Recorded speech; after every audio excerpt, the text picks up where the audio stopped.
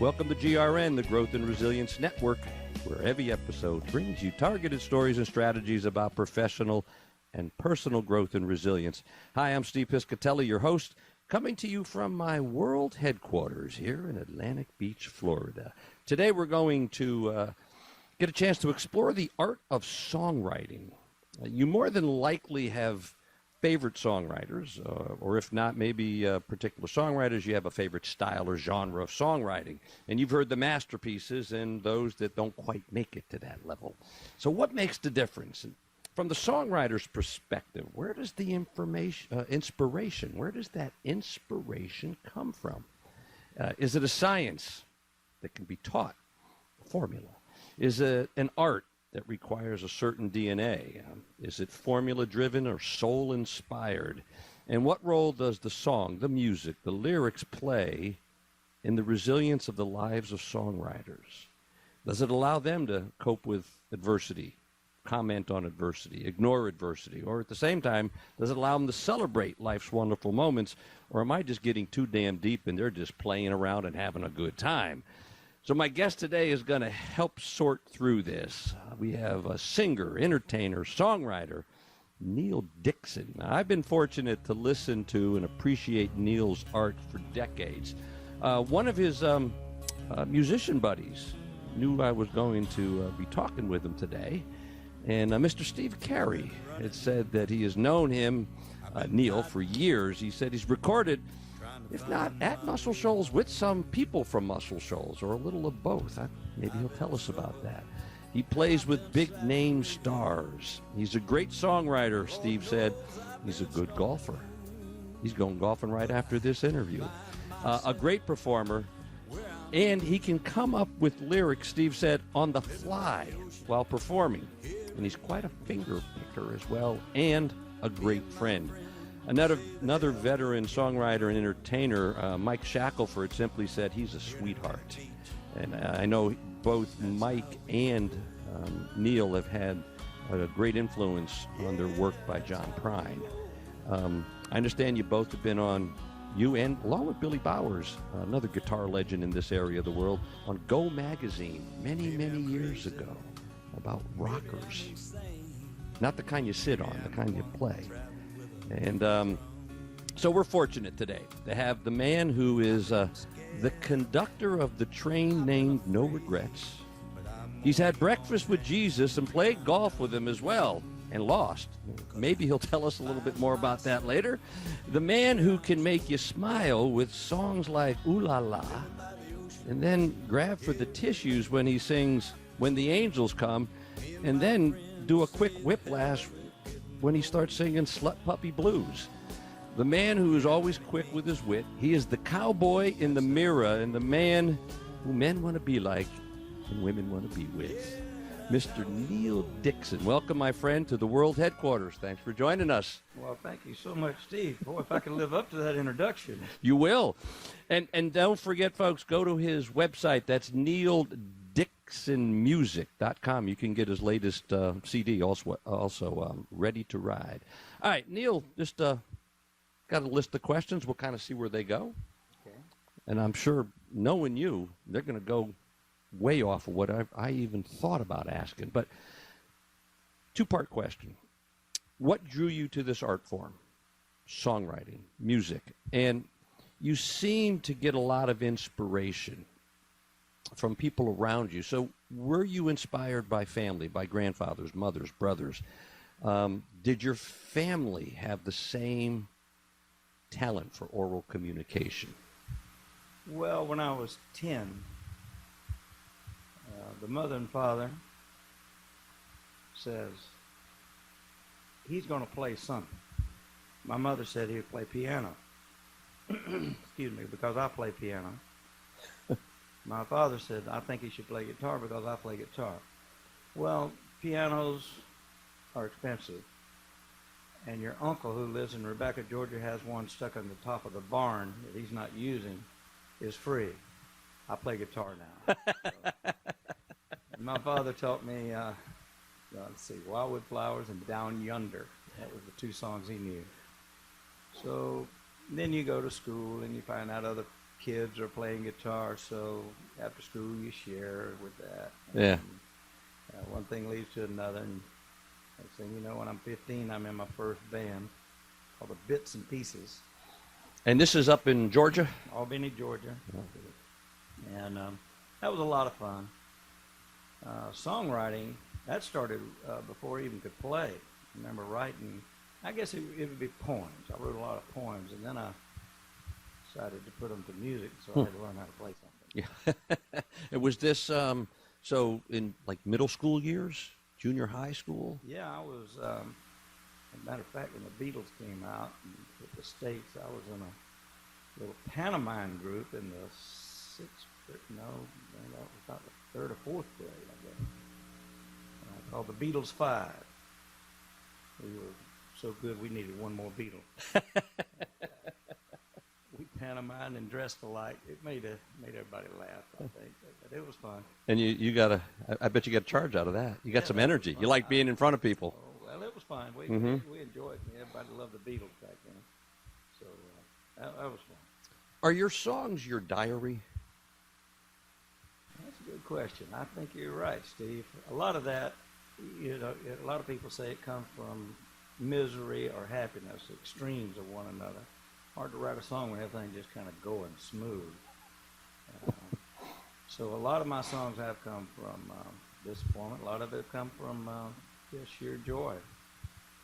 And you enjoy calling on listening, trying to listen to what your heart's telling you. Mm-hmm. A lot of times you can listen to your heart, and that's where the lyrics, the music always seemed to come relatively easy, but significant lyrics that you can play out in public are hard to come by sometimes. That you enjoy playing and don't mind revealing yourself. Listen to your heart. Listen to your heart. Do you have a regimen for that? Like, do you meditate? No, I used to sit down sometimes and dedicate myself, because I read where songwriters say, it's your job. So I'm going to dedicate 10 o'clock in the morning. I'm getting up, and I'm going to sit down for 2 hours and try to write at least 2 hours.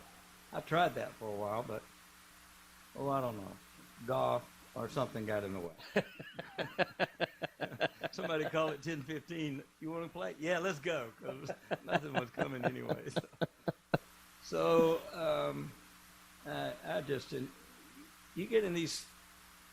I don't know. Like right now, I haven't written anything in a while, and I've been trying to work on some stuff, but I call it lyrically constipated. So you have to challenge yourself. And a lot of times I can go back and listen to older stuff that I have pieces of recordings. I must have hundreds of those, and finish one up there, and that'll spark me onto something brand new. Or somebody will say something. You hear a quote, a line, or somebody say in a club or a restaurant, and you say, there's a song out there. Because titles. Yes. Yeah. Titles. You hear a title of a song. Yeah, and Golfing with Jesus. Breakfast with Jesus on Ready to Ride. Yeah. Doc, where did that come from? Well, and by the way, I do have a guitar in the corner. If you get so inclined that you want to pick anything out, that's fine. okay. But where did that one come from? Oh, you might have to ask Jesus about that one.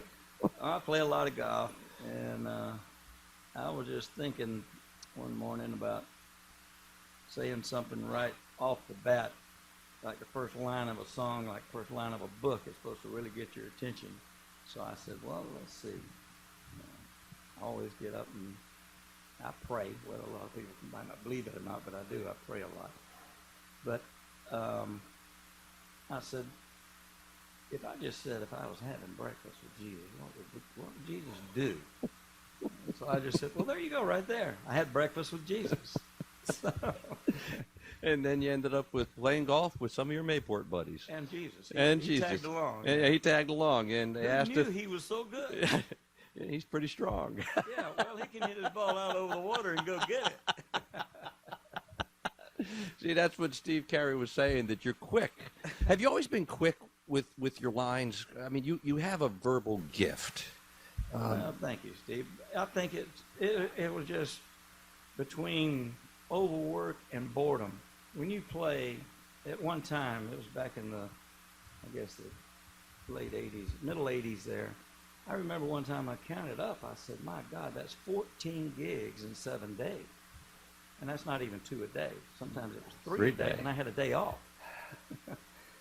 And you play, and you can't even remember if you played the song at this gig or, wait, did I play that already? So I can remember standing at the crab pot, and I had the privilege of playing a lot of years with Ty Hansen, harmonica player. Mm-hmm. And Ty's a lot of fun to play with, and Ty he'd just bump me, and he'd say, let's make one up. And I said, let's do it. And so here we go. And you're looking at the ocean and playing music, it's pretty easy to get inspired there. You can come up with something.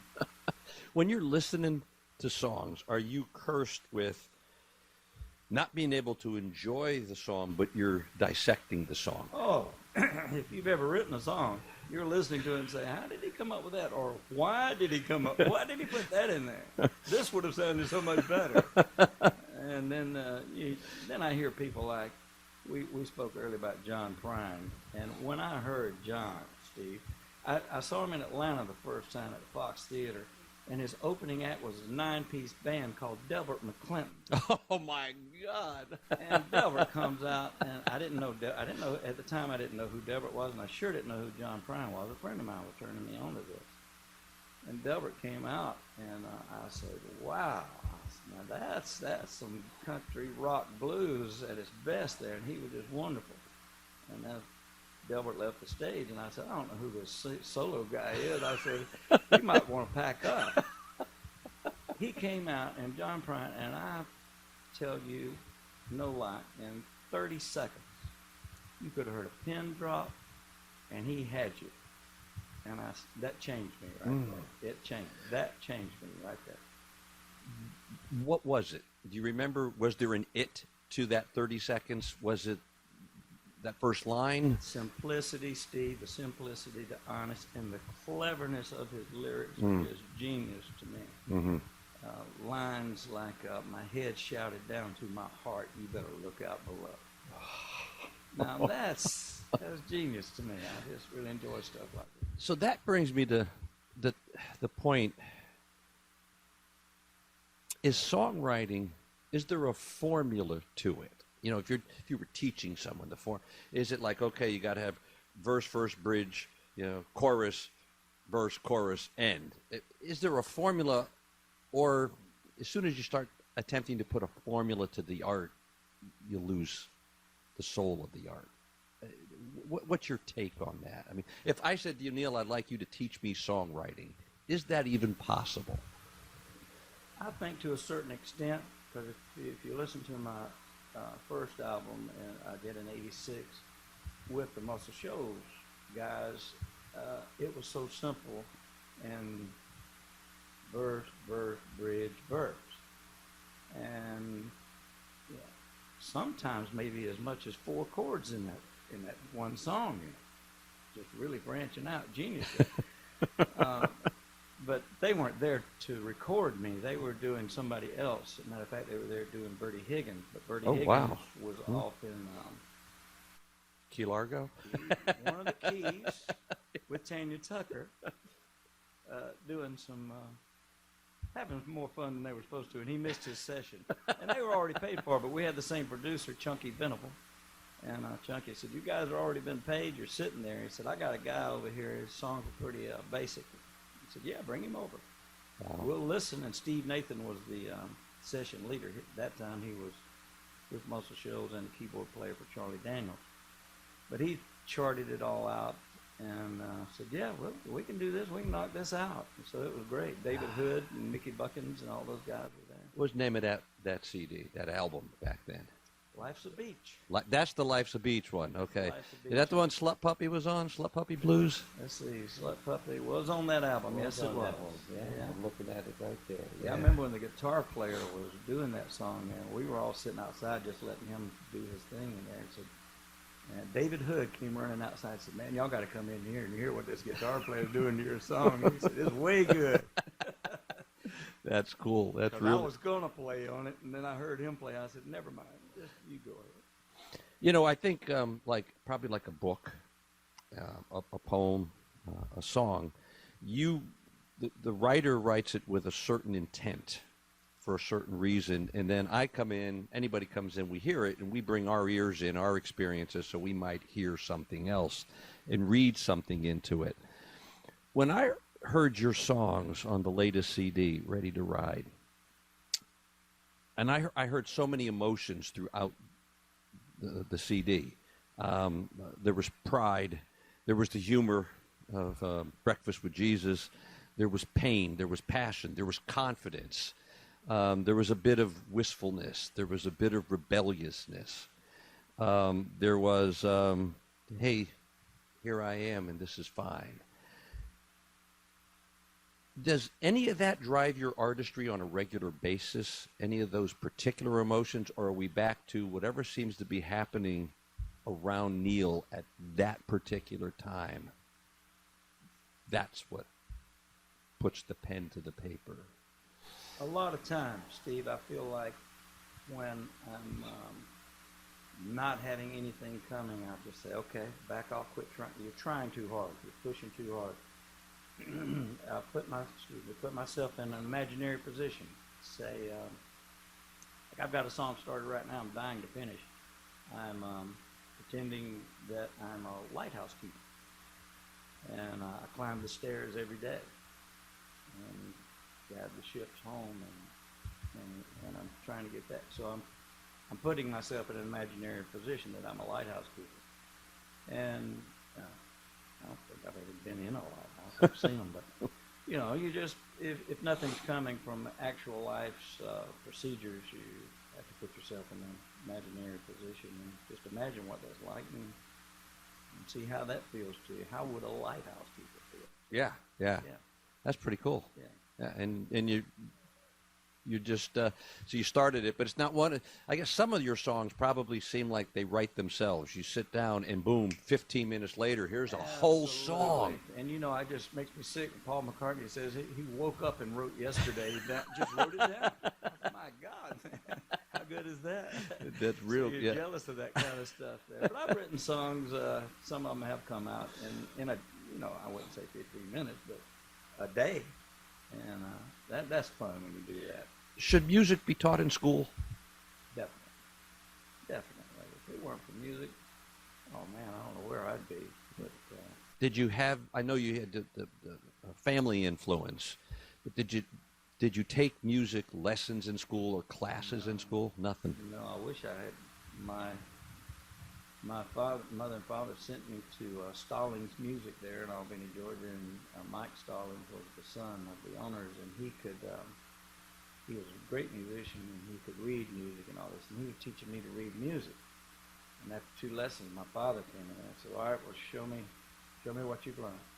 And so I'm doing scales, and he said, what is that? And I said, well, it's scales, and this is the D, this is the, he said, whoa. He said, I want them to teach you how to play and sing a song. So that was into my guitar lessons. So when I came home and did King of the Road by Roger Miller, my father said, now that's what we're talking about. That's it. Yeah, that's what we want. That's it. Well, maybe they'll do songwriting, but it always breaks my heart when I do hear about when they're going to go to cuts at schools, public schools, and it's PE and music that seem to be the first ones to go. And it's a shame. It is. It's a bigger part of what we are. A little bit about the entertainment aspect. Now, since I've known you, you've been a fixture at the beach community area.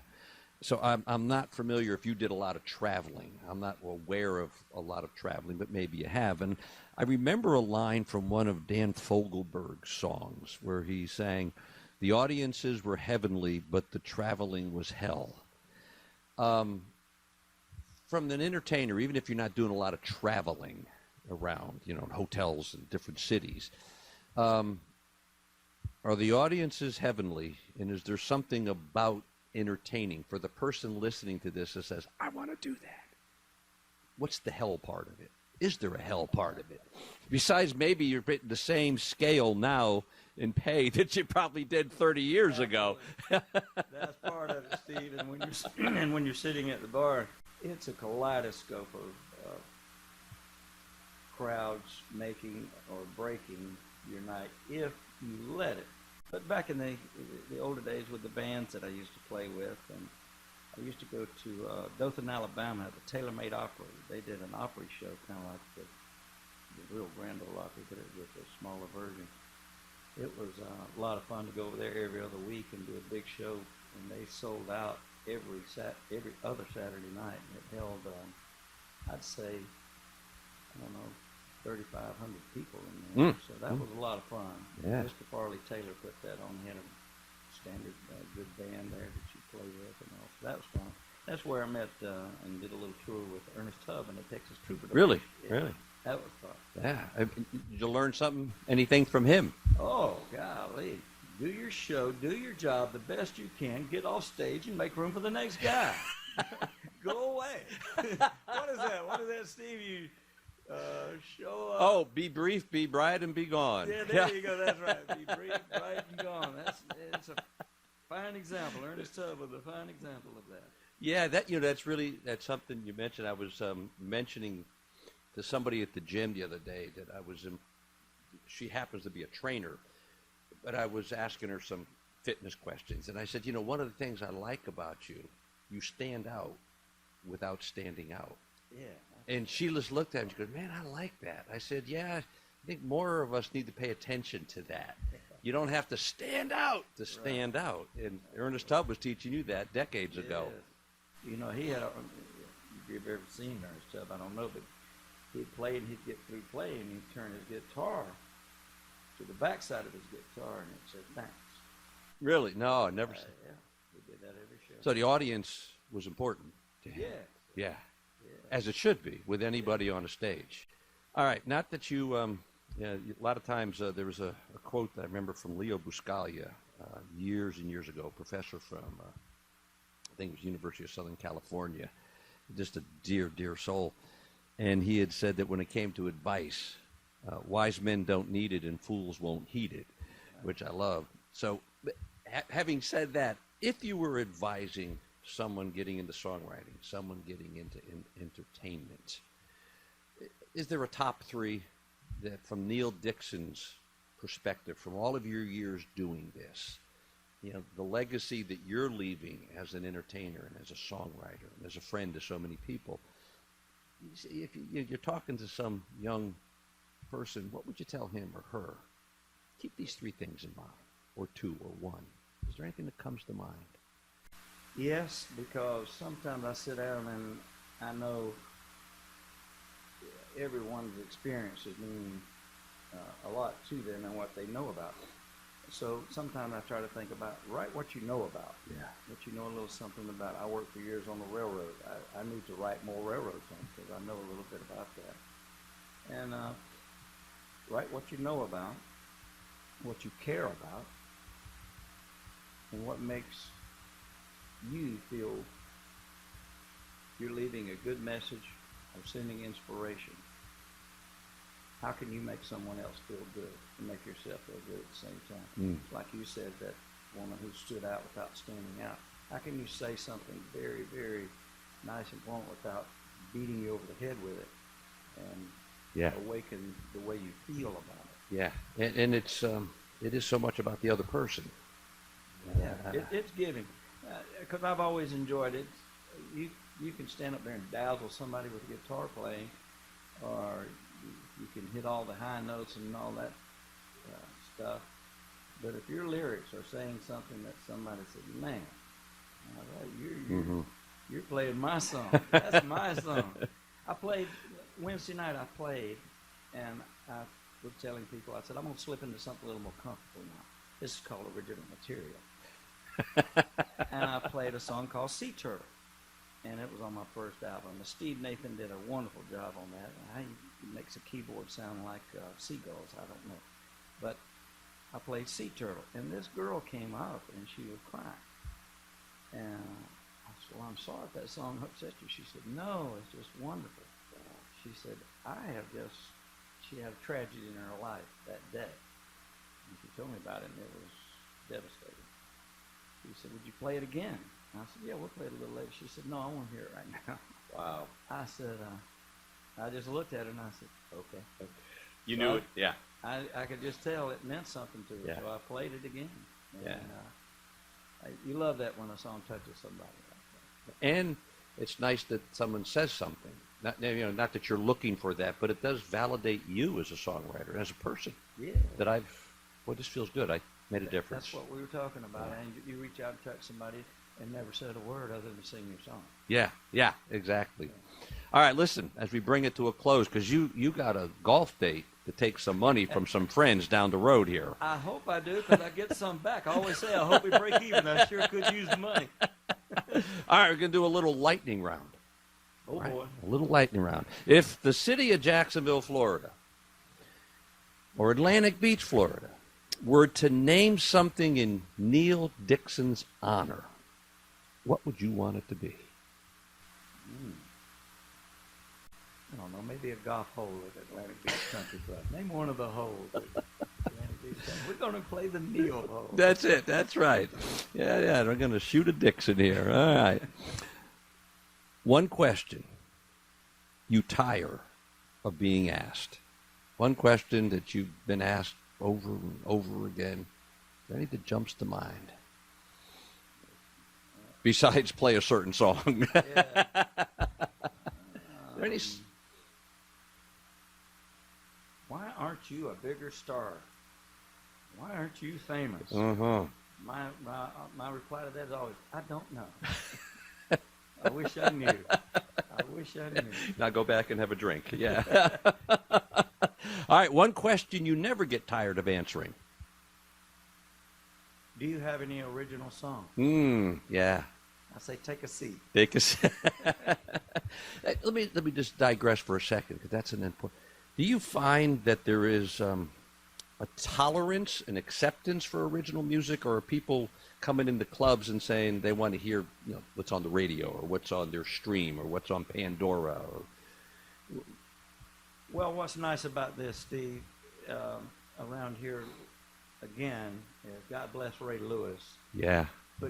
Keeping this thing going at Mudville Grill, and everybody's friend Mike Shackelford and mine too, doing hosting a lot of that original material there, where we insist that you be quiet while the musicians play. Yeah. I hate to say this, but I think I did tell Ray this, but those signs that used to be on the table at Applejack's, which is the same principle. Right. I took one time because I loved it so much. It said, while the musicians are performing, please keep your conversation at a minimum.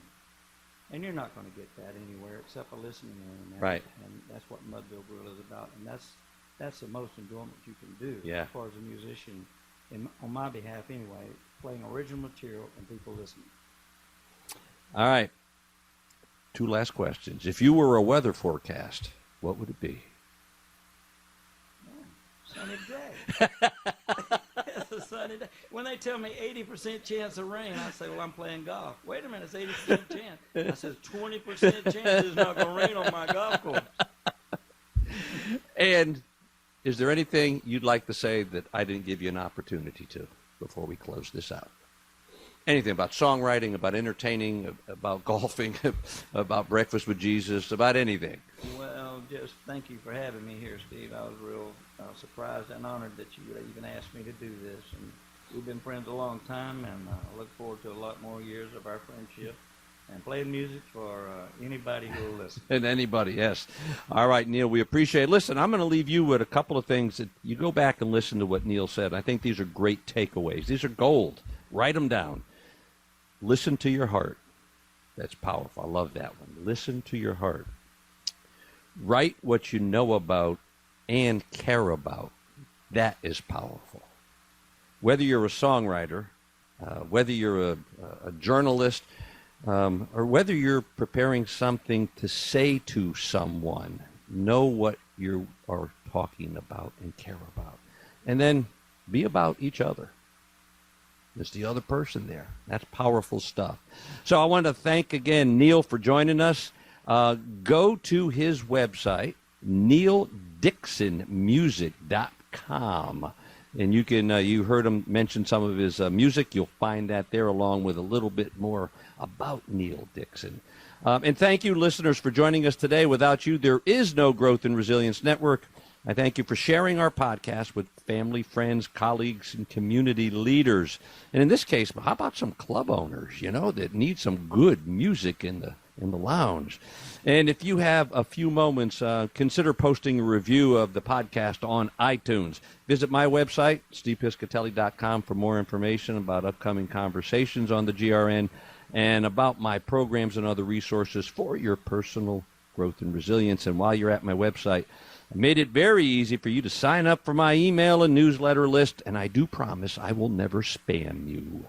So until we meet again, either virtually or somewhere in person around this great nation, this is Steve Piscitelli from my world headquarters here in Atlantic Beach, Florida, reminding all of us to choose well, live well, and be well. Bye-bye, folks.